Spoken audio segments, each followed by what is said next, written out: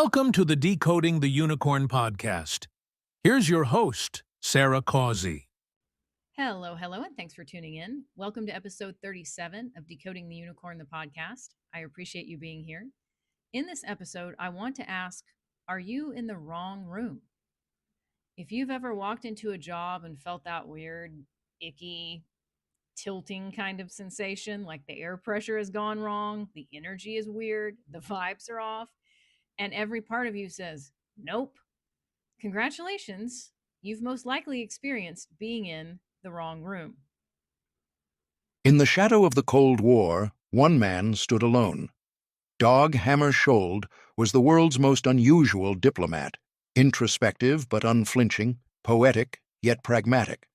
As Secretary-General of the United Nations during one of the most volatile eras in modern history, he navigated emergencies like the Suez Canal and the Congo crisis with moral clarity and an iron spine. He made powerful enemies who preferred their wars profitable and their peacekeepers obedient. But that wasn't Dag. Ready to go deeper? Pick up your copy of Decoding the Unicorn, a new look at Dag Hammarskjöld today. When I was thinking about this topic earlier, a couple of things came to mind. There was a company I worked for several years, and for the most part, it was a pretty good experience. Most everyone got along. It was a smaller mom and pop type company, and it really was like a little community. Notice I don't say family because I get creeped out by jobs that refer to everybody as family. Like, no, you're not family. You're colleagues and managers and shareholders, not a family. But it was a nice little community of people. I will say that. However, there were a small handful of individuals that got in that just absolutely did not like it. And I don't know why they didn't leave and go somewhere else. It was obvious that they were in the wrong room. They were miserable. And instead of leaving, it was like they just wanted to spread their misery around. They got on social media at work during work hours and on their work computers and started having essentially live tweets of how miserable they were, who they hated, what they didn't like, etc., all day. Well, naturally, when you do something that foolish, it's like you're begging to get caught. You're live tweeting on public social media that you hate the workplace, you hate your coworkers, etc., and you're doing it on the clock while you're being paid and on a work computer. Not the smartest maneuver that anybody ever made in their life, in my opinion. Of course, they got busted. And surprisingly, they weren't fired for that. They were just raked over the coals. And then any kind of social media website was banned from work computers so that people just simply couldn't access it anymore. They continued to be sour, as you can probably imagine. And it didn't take long before they were fired for other offenses. And nobody was sad when they left. They probably weren't sad, and nobody else was sad to see them go. It reminds me of the old cliche that everybody brightens a room. Some people when they enter, and some people when they exit. And the whole environment felt lighter whenever the haters and people that were just spiteful and wanted to complain all the time when they left. Clearly, they were in the wrong room. Now I'll use myself as an example. There was a position that I took. This has been years ago and it's not on my CV. There was a position I took, and this was before the pandemic. This was before remote work for white collar workers became much more acceptable and common. And I primarily accepted the offer because it was a remote work from home or work from anywhere position. And I had also been told very clearly and in writing that it was 0% travel. And that appealed to me because I'm not really a fan of work related travel. Like when you're on a job, it's one thing to do something work related because it's your work, it's your passion. But when you're talking about work related travel because your boss is forcing you to go somewhere, no. On top of that, if you know anything about my backstory, I have a farm, I have animals to take care of. So it's just not practical for me to be going on business trips all the time. I get there, and on day one, it all fell apart. It was so crazy. In some respects, it was like being in a slapstick movie or a novel, or maybe an episode of The Office, where the characters break the fourth wall and look into the camera like, what? I get in there and I'm told very plainly that I'm expected to take a business trip to Arkansas and then another one to Texas within the first 2 weeks of employment.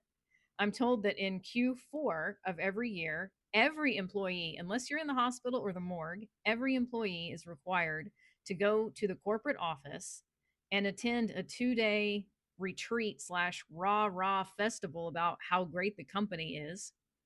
They made me watch videos of past events, which included the CEO of the company trying to play various musical instruments quite badly, and it felt to me, in my opinion, like something from a cult. It was scary.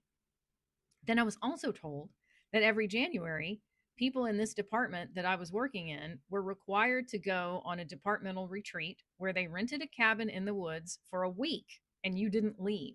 And it was team building. And I'm like, oh, absolutely not. As an introvert and HSP, absolutely not. I'm not going to do any of that. Plus, I've been bamboozled. I was told this was work from home or work from anywhere, totally remote with 0% travel. And you're throwing two business trips at me, telling me I have to go somewhere in Q4 for a cult like rally. And then in January, I'm going to have to go to some also cult like creepy situation where I'm locked in a cabin with other people from the department. Oh, I resigned that very first day. I worked one day and was like, no, you can miss me with that because this has been misinformation. I've been misled and I don't appreciate it. I was in the wrong room.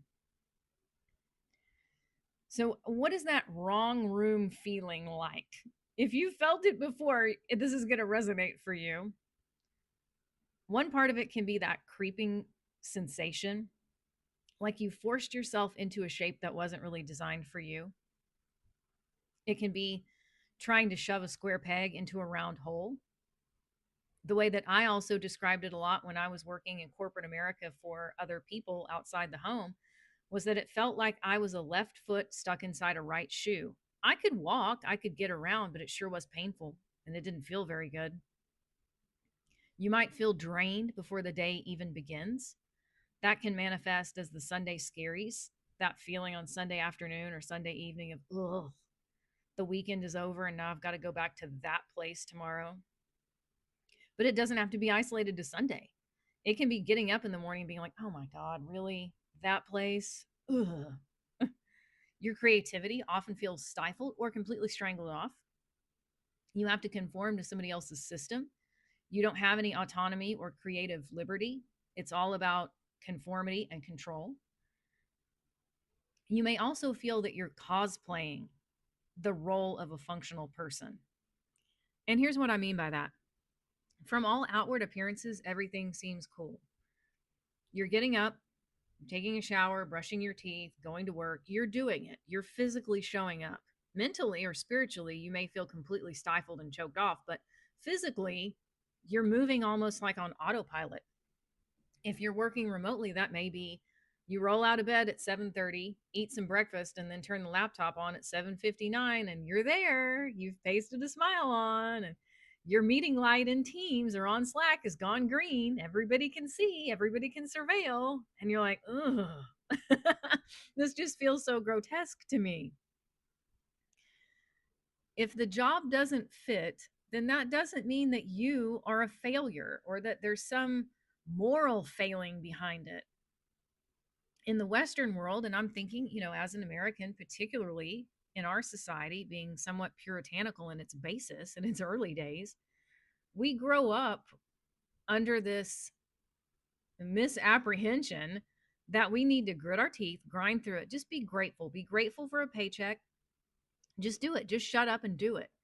But nobody really teaches us how to recognize if, number one, if a job is fundamentally wrong for who we are, and then number two, how to handle it gracefully, how to hit the exit gracefully if you do figure out, oh my God, I've made a mistake. It's not about entitlement or laziness, it's about alignment. It's not saying, well, I don't want to do anything. I want to stare at the wall all day, or I want to lay on the couch and watch Netflix and just really not contribute anything unique to society. It's about not having that feeling that I described of being a left foot stuck in a right shoe trying to walk or run a marathon when you feel hobbled. I would say that if a job drains you at the cellular level or the soul level, you're not defective. You're not a bad person. And you know what? The job may not be objectively a bad job. It may not be the salt mines. It may not be the worst thing that anybody ever went through. It just may be that you are in the wrong room. Here are a few signs. Now, I always say my standard disclaimer in any podcast: I don't give you advice and I don't tell you what to do or what not to do. Caveat emptor: be a responsible adult and figure out for yourself what's best for you and your family. There are some commentators that are pretty bold, pretty brash. Just quit that job, just leave, run out the door. I don't know what your financial situation is. If you quit the job, it may feel really good for a day or two. And then when the bills pile up and you have no way of paying them, you might deeply regret that decision. So, my thought is, don't do anything in a rash judgment. Come to your own conclusions. And I would hope that those would be based on common sense. These are just some signs for you to consider. Perhaps you're in the wrong room. Do you feel chronically understimulated?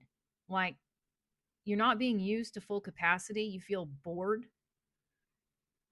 It's like what the podcaster David Baer describes as primal states versus powerful states.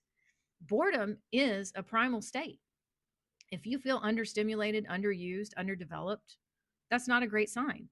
Conversely, if you feel overstimulated, if you feel like Chicken Little, the workplace is the kind of environment where if you're not on high anxiety, running around saying, the sky is falling and we're all going to die, that's a sign of misalignment. It's a sign that you're in the wrong room. I had a supervisor for years that was like that. If she had a panic attack, if she came in and said, oh my God, I've been up since 2 a.m. and I don't know what we're going to do, she wanted everybody else to panic with her. And if you didn't, she got mad at you. It's like, here's your sign. I think I'm in the wrong room. Does the work violate your values? Does it depress your spirit? Do you dread Mondays or frankly any day and feel like an existential sense of heaviness, gloom? Do you find yourself asking, is this really it? Think about Jack Nicholson in the movie As Good as It Gets. That classic scene where he's in the therapist's office and he looks around and says, what if this is as good as it gets? Do you feel that way when you go to work or when you log in on the laptop? Is this as good as it gets? Is this it? Do you imagine escape scenarios frequently? Maybe a little too often? I used to have, when I was coaching solopreneurs, I used to have what I called bailout fantasies. And I'm not saying that when I was coaching, I'm saying that's the way that I put it to the clients. Are you having bailout fantasies? Because in my first iteration of self-employment that failed, I had bailout fantasies all the time. I wish somebody would call. I wish somebody would offer me a job. I wish this, I wish that, because I just kept thinking I want some way of escaping the hell that I'm in, but I can still save face. I don't have to feel like my pride was completely and totally bashed. If you are a creative, an HSP, or highly sensitive person, an introvert, in particular, it may feel for you that the wrong room is not just uncomfortable, it's suffocating. And it may also be that your nervous system is going to tell you the truth before your brain does. You may have that sensation of anxiety, fear, discomfort, fight, flight, or freeze. Or it could be depression. You may feel like an Eeyore most of the time. Why bother? Why do this? Who cares? What even is it anyway? Creative people need curiosity, flow, autonomy, meaning. And if you're stuck in a fluorescently lit cubicle in the cube farm or the bullpen, there's another thing I don't miss from sales jobs, the bullpen. If you're stuck in that environment with passive aggressive memos and mandatory icebreakers, it may be that you are in the wrong room for your entire species. I speak from experience. You are not alone. I think it's also important to remember that not every room is forever. Some of them are seasons, they're stepping stones. And sometimes that wrong room is a clarifier, like how Esther and Abraham talk about contrast. It may show you exactly what you don't want and where you don't need to be. Some people get trapped into staying in the wrong room out of fear, family programming, or as I've said, kind of the religious puritanical background of America, that it's all about hard work. And if you're not hustling and grinding, then you're getting left behind and you're a problem. You're a drag on society. You may also have identity that's wrapped in your job title, and you don't know what it looks like if you're not a this or a that. You may think that suffering is noble. If I'm miserable, then it means I'm a good person. So here's my closing thought for this episode. If you're in the wrong room, it does not mean that the right one doesn't exist. In fact, if you look at it by definition, if you're in the wrong room, it means there is a right one. It couldn't be wrong if right didn't exist. You may be nudged gently or forcefully toward that better room. The door out is real. It may not be that you need to run out of it right now. You may want to feather your nest. You may want to get a game plan together of what that's going to look like for you. But if you're listening to this and you've realized, yeah, I'm definitely in the wrong room, it's okay to acknowledge that. In fact, I would argue that once you acknowledge it, it's like acknowledging any problem. That's really the first step. Once you acknowledge it, then you can start to think about, what would it look like in the right room? What steps might I need to take to escape this situation, to exit gracefully and go somewhere where I'm appreciated, valued, stimulated the right way, challenged, used to better capacity? I feel alive. I don't have the Sunday scaries. What would that look like? How could you potentially get there? And sometimes the wrong room turns out to be an incubation chamber for exactly that. Take good care of yourself, and I will see you in the next episode. Thank you for tuning in.